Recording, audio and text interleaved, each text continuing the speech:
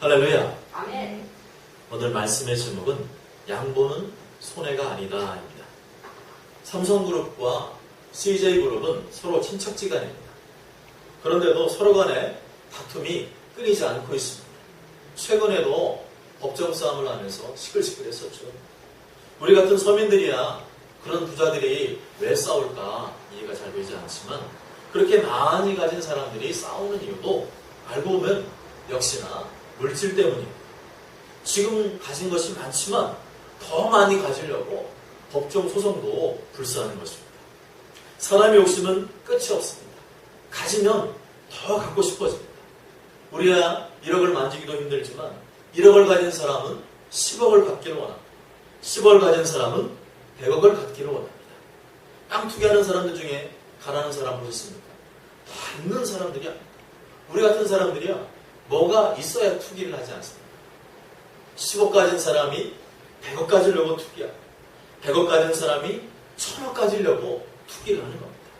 땅만 보면 머릿속에서 막 계산기가 돌아가는 거 어떡하겠습니까? 반대로 서민들은 안 그렇습니까? 서민들도 마찬가지입니다. 100만 원 있으면 1000만 원을 갖고 싶고 1000만 원이 있으면 1억을 갖고 싶습니다. 가난하든 부하든 모든 사람들의 마음속에는 이러한 욕심이 있습니다.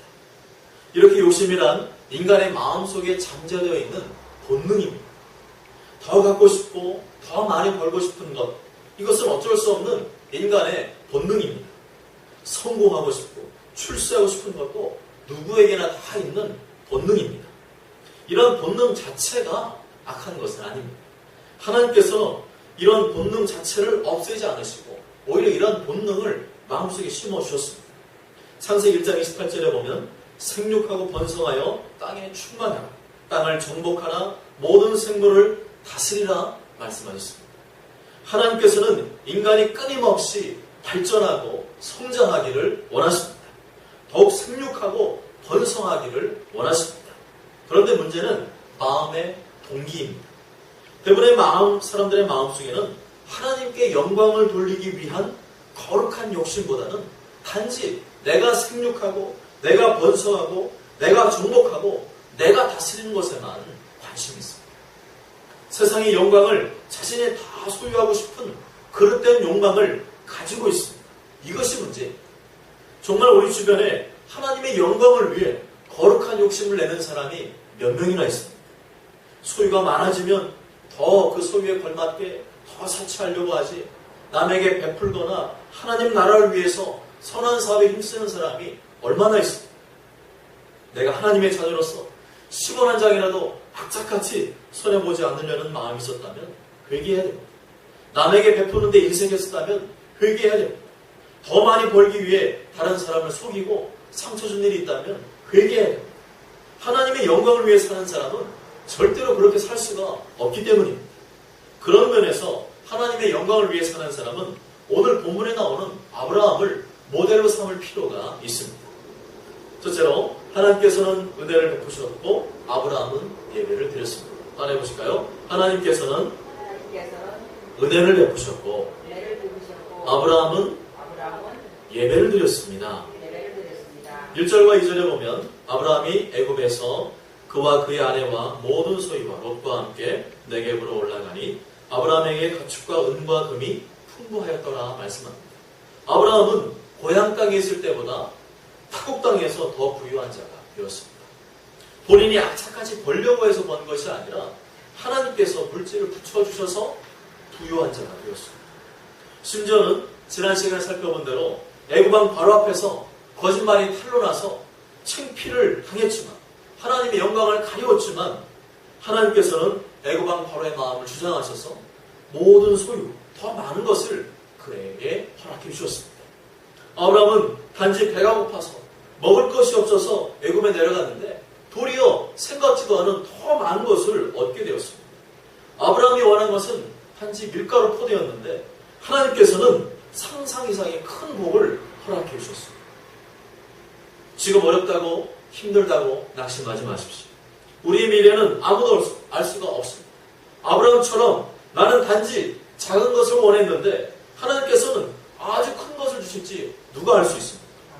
하나님을 믿는 믿음과 소망 가운데 계속해서 전진하시길 바랍니다. 이렇게 아브라함에게 벌어진 일은 상식을 초월하는 일이었습니다.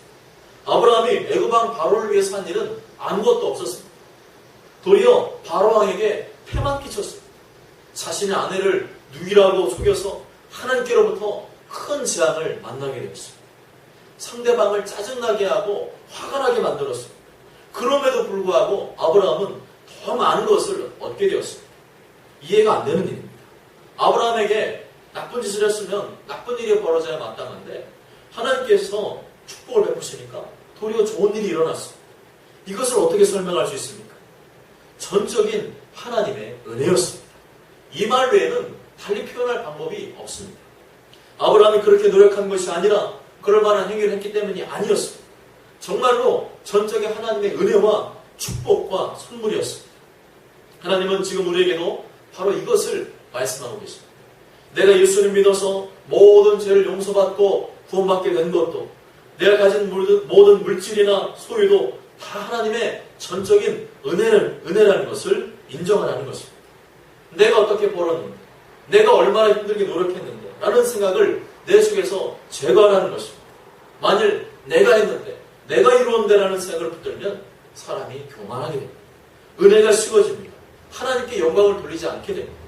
비록 내가 땀 흘려 노력한 것은 사실이지만 하나님께서 나에게 감당할 수 있는 재능과 지혜와 건강을 주었기 때문에 가능한 것임을 인정하는 사람이 믿음의 사람인 줄로 믿습니다.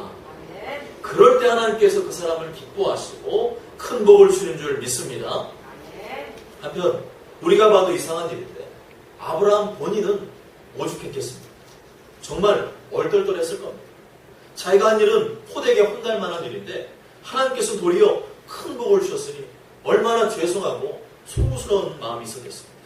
아브라함은 아내와 가족들과 걸어오는 내내 고개를 들지 못했을 겁니다. 내가 거느리고 있는 수많은 가축과 은금을 결코 자랑할 수가 없었습니다. 내가 한 게 아니었기 때문에 오직 그의 가슴 속에는 하나님께 대한 감사와 회개의 마음으로 얼룩져 있었을 것입니다. 어서 빨리 가서 하나님께 회개하고 감사와 찬송을 올려드리자. 그렇지 않으면 내 마음이 너무 무거워서 견딜 수가 없구나 하는 마음으로 가득했을 것입니다.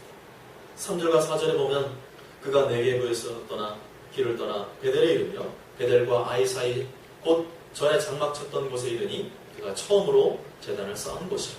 그가 거기서 여호와 이름을 불렀더라. 아브라함은 전에 장막 쳤던 곳으로 이동해서 예배를 드렸습니다. 자신을 돌봐주신 하나님께 감사와 찬송에 애절함으로 예배를 드렸을 것입니다. 나 같은 게 뭐라고 못난 짓을 한 나를 살려주시고 이렇게 왜 큰 복을 주셨을까 하면서 그 어느 때보다도 진심 어린 예배를 드렸을 것입니다. 게다가 처음 제단을 쌓았던 추억이 서린 곳에서 다시 예배를 드렸으니 얼마나 감격이 있었겠습니까? 우리가 온전한 예배를 드릴 수 있는 비결도 바로 여기에 있습니다. 하나님께서 한 주간 나를 돌봐주셨다는 생각을 하는 사람과 지난주 더워서 죽을 뻔했는데 억지로 나왔냐 하는 사람과 어떤 사람이 하나님께 참된 예배를 드릴 수 있겠습니까? 당연한 겁니다. 아브라함처럼 마음속에 잘못한 일에 대한 회개의 마음과 어려운 순간마다 잘 이겨내고 극복할 수 있도록 도와주신 하나님께 대한 감사의 마음이 있을 때 온전한 예배를 드릴 수 있게 되는 줄 믿습니다. 사랑하는 여러분, 하나님은 아브라함의 위기 가운데 함께 하셨습니다. 도저히 사태를 수습할 수 없는 상황 가운데 친히 개입하셨습니다. 도리어 애굽 왕 바로에게 큰 재앙을 내리시고 많은 소유를 이끌고 나오게 하셨습니다. 하나님의 전적인 은혜였습니다. 하나님의 자녀를 향한 특별한 사랑이었습니다. 여러분 혹시 지금 위기 가운데 있습니까? 어려움 가운데 있습니까? 그 어떤 잘못을 저질렀습니까? 다른 생각하지 말고 하나님을 믿으시기 바랍니다. 하나님을 앙망하시기 바랍니다. 하나님의 은혜를 구하시기 바랍니다. 그래야 이처럼 모두에게 하나님의 큰 복이 임하고 더 감사하며 회개하는 진실된 예배자가 되시길 주님의 이름으로 간절히 축복합니다. 둘째로 아브라함이 양보한 결과 하나님의 큰 복을 받게 되었습니다. 따라해보실까요? 아브라함이 양보한 결과 하나님의 큰 복을 받게 되었습니다. 5절부터 7절까지 한번 읽어보실까요? 5절부터 7절까지 시작. 아브라함이 1년 동안 땅이 그들의 동거하기에 동요하지 못하였으니 이는 그들의 소유가 많아서 동거할 수 없었음이니라. 그러므로 아브라함의 가축의 목자와 롯의 가축의 목자가 서로 다투고 또 가나안 사람과 브리스 사람도 그 땅에 거주하였는지라. 아멘. 아브라함이 이제는 모든 일이 잘 수습됐으니까 평탄한 줄만 알았습니다. 그런데 생각지도 않은 일이 터지고 말았습니다. 물질적으로, 환경적으로 부족함이 없으면 아무 일 없이 행복할 것 같지만 그렇지 않다는 겁니다. 왜냐하면 모든 사람은 죄인이기 때문에 아무리 좋은 여건 속에 있다고 해도 모든 사람 마음속에는 죄성이 있기 때문에 항상 좋을 수가 없습니다. 특히 물질적인 이해득실의 관계가 얽히게 되면 반드시 사람 사이에는 다툼이 생기게 되어 있습니다. 예수 그리스도를 믿어 영원한 생명 얻게 된 하나님의 자녀들의 마음속에도 여전히 이러한 죄성이 존재하고 있습니다. 이 죄성을 죽이지 않으면 예전의 내 모습과 혈기가 그대로 올라올 수밖에 없습니다. 그래서 예수님은 마태복음 16장에서 아무든지 나를 따라오려거든 자기를 부인하고 자기 십자가를 지고 나를 쫓을 것이다 이렇게 말씀하셨습니다. 여기서 자기를 부인하라는 말은 자아를 죽이라는 말인데 쉽게 말하면 내 안에 있는 죄성을 죽이라는 겁니다. 이 죄성이 죽지 않으면 아무리 십자가를 많이 지고 간다고 해도 그 생활 속에서 그 입에서 자꾸 더러운 게 튀어나오게 되어 있습니다. 원망, 불평, 짜증, 신경질, 분노 이런 것들은 아직도 내 안에 죄성이 죽지 않았음을 보여주는 것입니다. 이러한 죄성은 아무리 좋은 사람들과 있고 아무리 좋은 환경 속에 있다 할지라도 하나님 앞에서 기도하면서 자신을 쳐서 복종시키지 않으면 마치 가꾸지 않은 밭의 잡초처럼 계속해서 자라나게 됩니다. 사도 바울은 고린도전서 9장 27절에 내가 내 몸을 쳐 복종하게 하면 내가 남에게 전파한 후에 자기가 도리어 버림이 될까 두려워하미로라 고백합니다. 사도 바울은 그 누구보다도 복음 전파 사역에 앞장섰지만 가장 열심히 수고했지만 여전히 자신의 죄성이 죽지 않고 고개를 쳐들까봐 긴장했습니다. 그에 대한 하나님의 큰 책망이 있음을 너무도 잘 알았기 때문입니다. 주변에 신앙생활은 오래 했는데 오히려 다 상태가 안 좋아진 사람들의 경우가 바로 이러한 경우입니다.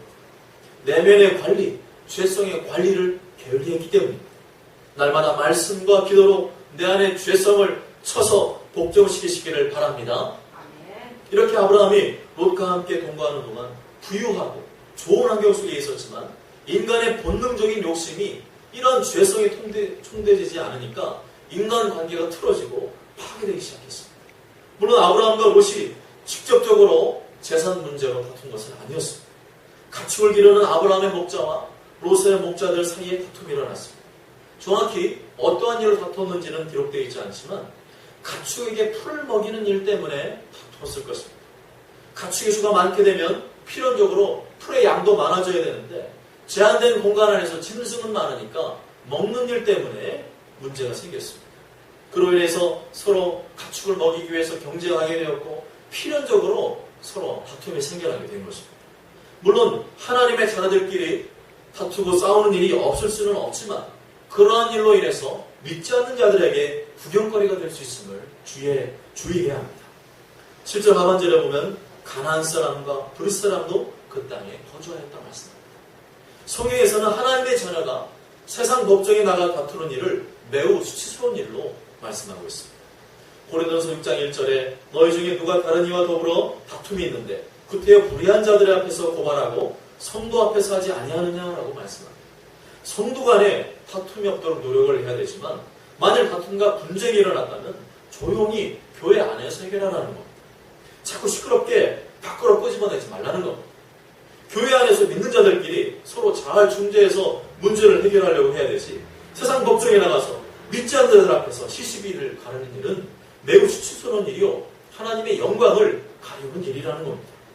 아브라함 본인이 이미 그러한 잘못을 저질렀기 때문에 이번 일에 아주 민감했을 겁니다. 지난번에도 애굽의 바로왕 앞에서 믿지 않는 자 앞에서 거짓말했다가 큰 창피를 당한 적이 있었습니다.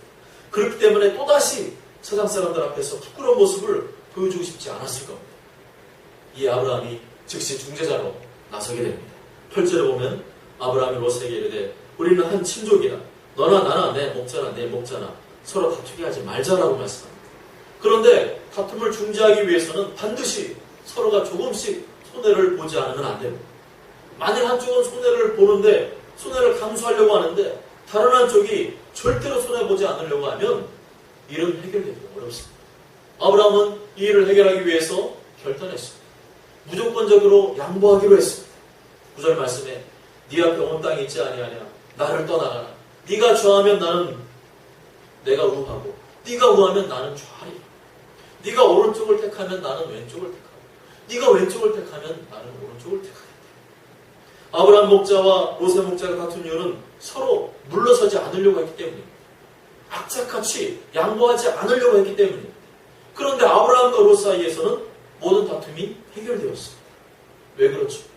전적으로 아브라함이 양보했기 때문입니다. 부드럽게 말하면 양보지만 사실 양보라는 말 속에는 희생과 피 흘림이 담겨져 있습니다.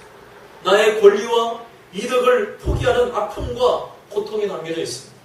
성화되지 않은 사람은 절대로 할 수 없는 자기 희생과 자기 부인의 결과였습니다. 아브라함은 삼촌으로서 삼촌이기 때문에 내가 왼쪽 선택하면 너는 우야, 내가 우하면 너는 좌야 말할 수 있었습니다. 그렇지만 아브라함은 자신의 권리와 기득권을 내려놓았습니다. 그리고 모든 기득권을 조카 롯에게 넘겨주었습니다. 왜 그랬습니까? 아브라함은 롯을 사랑했기 때문입니다. 그렇습니다. 우리도 말씀에 관한 진리의 문제가 아닌 이상 하나님의 자녀다운 아량이 필요합니다. 예수님께서 원수되었던 우리를 위해 십자가에서 피 흘리시고 목숨까지 내오셨던 것처럼 우리는 넓은 가슴으로 자기 희생을 보여주어야 됩니다. 예수님께서 이해 득실을 따지셨다면 절대로 십자가에서 죽으실 수 없었을 것입니다. 니들이 한 번 생각해봐. 절대로 나는 못 죽는다. 그랬다면은 그죠? 우리의 구원은 이 땅에 지금 없을 것입니다. 우리에게는 이런 예수님의 사랑이 절대적으로 필요합니다. 이 세상은 점점 더 그래지고 있습니다. 걸핏하면 호소하고 다투는 이 시대에 정말 필요한 것은 전도의 방법이 아니라 예수 그리스도의 희생과 양보의 정신, 이것을 실천하는 것이야말로 가장 강력한 전도의 도가 되는 줄 믿습니다. 처음에는 아브라함을 향해서 뒤에서 막 욕을 했어요. 저 하나님 믿는 사람이 뭐 짐승 먹이는 것 때문에 저렇게 다투고 아이고 나 하나님 안 믿어. 막 뒤에서 막 욕을 했어요. 그런데 아브라함이 나중에 양보하고 그죠? 롯에게 모든 것을 넘겨주었다 했을 때 사람들이 아브라함을 다시 보게 됐어요. 아브라함을 존경하는 마음이 일어났을 겁니다. 그런데 롯은 아브라함에게 감사하다는 말도 안 했어요. 성경에 보니까 안 나옵니다. 삼촌이 먼저 택하시라는 마음에 없더라도 예의상이라도 아유 삼촌이 먼저 하시죠. 먼저 택하시죠. 이런 말도 안 해요. 미안하는 말도 절대 안 합니다. 10절과 11절 말씀대로 아주 그냥 그럴 때를 기다렸다는 듯이 자기 눈에 보기에 좋은 땅을 골라서 아브라함 곁을 떠나버렸습니다. 아주 냉정하고 이기적이었습니다. 롯의 이러한 표도로 볼 때 만일 아브라함이 양보하지 않았더라면 더 큰 갈등과 다툼이 그 땅 가운데 끊이지 않았을 겁니다. 관계는 점점 악화되고 하나님의 영광을 가려운 일이 계속 일어났을 겁니다. 그런데 요즘 많은 사람들이 롯과 같이 살고 있습니다. 롯처럼 살아야 손해보지 않는다고 생각을 합니다. 양보하면 자기만 손해보고 괜히 힘든 일만 생긴다고 생각을 합니다. 그러나 그것은 하나님의 존재를 인정하지 않는 사람들의 생각입니다. 근시안적인 생각입니다. 앞만 보는 겁니다. 하나님 믿는 사람은 거기에 머물러서는 안 됩니다. 롯과 같은 사람들의 생각에 동의하고 나도 힘든데 내가 어떻게 해? 그렇게 고개를 끄덕여서는 안 됩니다. 하나님은 계산적으로 아브라함 곁을 떠나간 롯에게 나타나지 않으시고 양보의 아픔과 고통을 겪고 있는 아브라함에게 나타나신 줄 믿습니다. 14절부터 17절까지 말씀 읽어보실까요? 14절부터 17절까지 읽겠습니다. 시작. 롯이 아브라함을 떠나 후에 여호와께서 아브라함에게 이르시되 너의 눈을 들어 너의 있는 곳에 북쪽과 남쪽 그리고 동쪽과 서쪽을 바라보라. 보이는 땅을 내가 너와 내 자손에게 주리니 영원히 이르리라. 내 자손이 땅에 티끌 같게 하리니 사람이 땅에 티끌을 능히 셀 수 있을 텐데 내 자손도 세리라. 너는 일어나 그 땅을 종과 힘으로 두루다녀 내가 그것을 내게 주리라. 아멘. 사실 롯의 눈에 보기에 좋은 땅은 10절 말씀대로 하나님께서 소돔과 고모라를 멸하시기 직전했다는 것입니다. 인간의 눈에 보기에는 휘황찬란하고 화려하고 쟁쟁해 보였지만 하나님 눈으로 볼 때는 롯이 선택한 그 땅은 악하고 큰 죄악이 넘치는 곳이었습니다. 하나님은 롯이 떠나기가 무섭게 롯이 아브라함을 떠난 후에 나타나셨습니다. 아브라함과 롯이 함께 있을 때는 하나님 나타나지 않다가 롯에게 양보를 하고 롯을 떠나보낸 후에 아브라함에게 하나님이 나타나셨습니다. 그리고 이렇게 축복을 선포하십니다. 동서남북을 쭉 바라봐라. 아마 높은 땅에서 말씀하시겠죠. 그 땅을 다 너에게 줄 것이고 네 자손을 크게 번성케 할 것이다. 쓸 수 없을 만큼 많은 후손들을 너에게 주겠다. 이렇게 약속을 선포하셨습니다. 가히 상상할 수 없는 축복을 하나님이 안겨주신 겁니다. 아브라함은 자신의 능력으로 도저히 얻을 수 없는 것을 얻게 되었습니다. 자기의 힘만으로 양보하지 않고 얻으려고 했을 때보다 양보했을 때, 내가 피 흘렸을 때, 내가 더 수고했을 때 더 큰 하나님의 은혜와 축복을 경험하게 되었습니다. 그렇습니다. 지금 당장만 생각하지 마십시오. 지금 당장 내가 양보하면 어려운 것만 생각하지 마십시오. 하나님이 지켜보고 계십니다. 지금 당장 내 눈앞에 닥친 현실만을 바라보면 양보 못합니다. 손에 절대 못 봅니다. 그러나 양보하며 덕을 세우는 쪽을 택하며 살아갈 때 하나님께서 나타나셔서 그 사람에게 큰 은혜와 복을 주시는 줄 믿습니다. 아멘. 사랑 여러분, 롯은 똑똑하고 계산은 빨랐는지 모르지만 덕을 끼치지 못했습니다. 자기가 원하는 그 땅은 얻었는지 모르지만 그 이상의 것은 얻지 못했습니다. 아브라함은 계산보다는 덕을 앞서 양보함으로써 예수 그리스도의 희생의 정신을 실현했습니다. 당사자뿐만 아니라 주변 사람들에게도 큰 감동과 덕을 끼쳤습니다. 마태복음 5장 16절에 이같이 너희 빛을 사람 앞에 비추게 하여 너희 착한 행실을 보고 하늘에 계신 너희 아버지께 영광을 돌리게 하라 말씀합니다. 예수님께서 십자가에서 자신의 피를 흘리고 희생하신 것처럼 하나님의 자녀도 양보하고 손해보고 피 흘릴 수 있어야 된다는 것입니다. 한 영혼을 구원하고 하나님께 영광을 돌리기 위해서는 우리의 삶 속에 반드시 예수님의 희생의 흔적이 나타나야 되는 줄 믿습니다. 네가 좌하면 내가 우하리라. 네가 우하면 나는 좌하리라. 모쪼록 저런 모두가 아브라함처럼 예수님의 사랑으로 양보와 희생의 삶을 사시고 하나님께서 상상할 수 없는 큰 복을 허락하시고 더 많은 영혼들을 구원하는 주인공들 되시길 주님의 이름으로 간절히 축복합니다. 아멘. 기도.